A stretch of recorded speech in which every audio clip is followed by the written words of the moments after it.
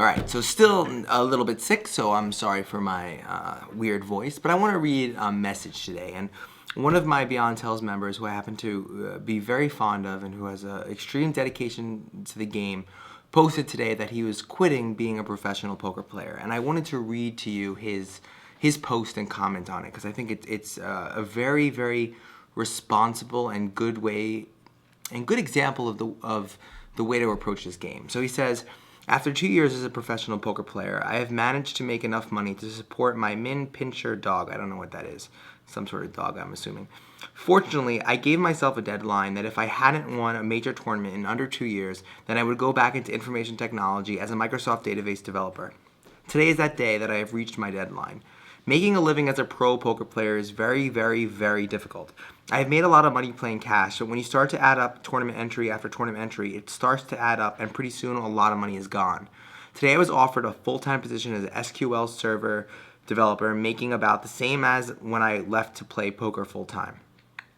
I am very, very happy that I no longer need to leave a tournament and cry all the way home because of a suck-out 80% me, 20% opponent. After an hour or 2 hour drive, you really start to get a clearer picture of the poker lifestyle. I still love poker, and I have reached a very advanced level of play. I plan on using this knowledge going forward. Now I will be able to play all the tournaments that I want without having to get a backer and give away my profits. So today is a celebration for me. I gave it a try, and luck/skill wasn't on my side. I have known other players who have left their profession and have become unable to be hired back into their industry. Going forward, I can play poker and continue my learning process without all the stress. For me personally, poker is just a part-time endeavor. And I did spend countless hours playing, studying, getting coaching, taking notes. I put in so much time. The good part is now that I'm going to a lot of final tables live and on Bovada with 1,000+ entries.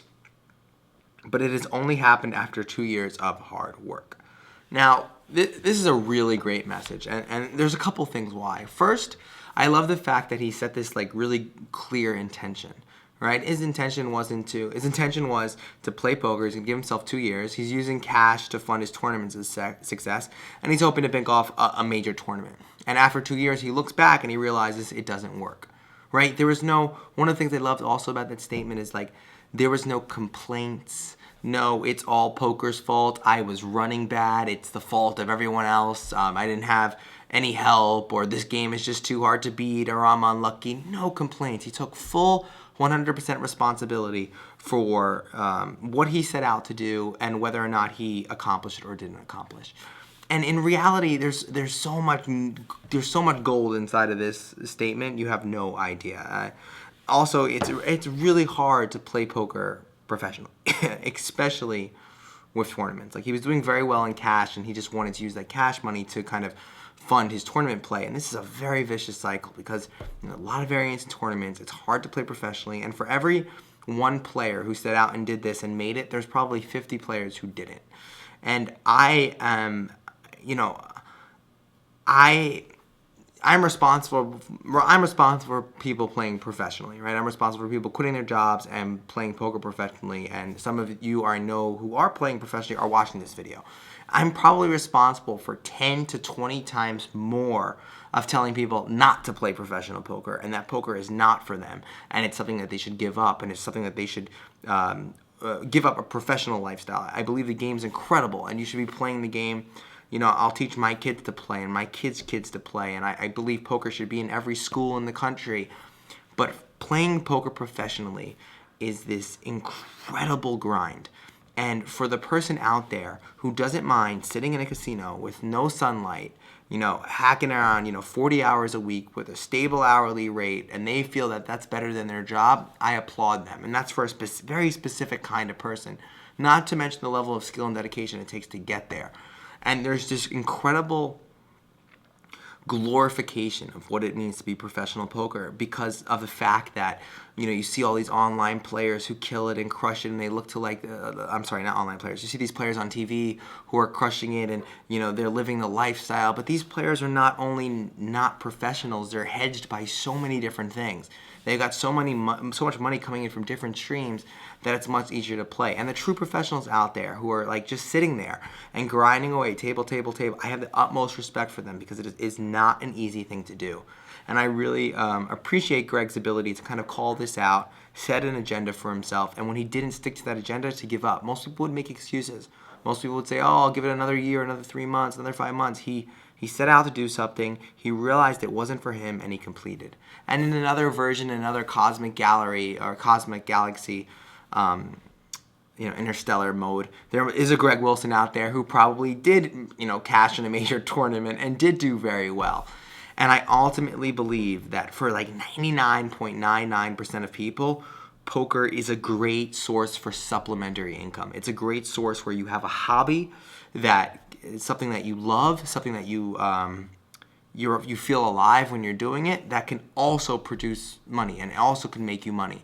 There's not a lot of hobbies that can do that. You could, you could play a certain sport all you want. You're probably not going to get paid the way you can with poker. And I think it's a great supplemental income. And I think it's great to be, to have multiple sources of income, and poker is one of them. But to make it purely as a professional poker player is a very, very, very tricky, hard, and tough thing to do. And, I've been there. I've coached so many players who've been there. I've been through their up and down and losing the stories that I can tell you about that are insane. So I just wanted to use this as an example of someone who really, I have utmost respect for you, Greg. I'm going to call it out now that, Greg Wilson will probably inevitably, win a tournament down the road, because now he's not playing professionally, and now he doesn't have all the stress. He feels free to buy an entry fee and be way more clear and approach the table with way more intention and way more power than he probably would if he, didn't do that, or if he was playing professionally.